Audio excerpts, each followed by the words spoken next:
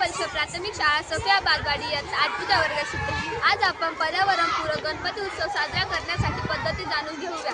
सर्वप्रथम मूर्तीची निवड बाजारात पीओपीच्या मूर्तीचा वापर करण्यापेक्षा आपण शाडू मातीच्या मूर्तीचा वापर करावा, कारण ती पर्यावरणासाठी हानिकारक नसते व ती पाण्यात लवकर मिळते। सजावट गणेश मूर्ती आणि मंडपाची सजावट करण्यासाठी आपण प्लास्टिक, थर्मोकॉल आणि कृत्रिम रंगांचा वापर टाळा। त्याऐवजी आपण पाने, फुले आणि कापडी वस्तूंचा वापर करावा।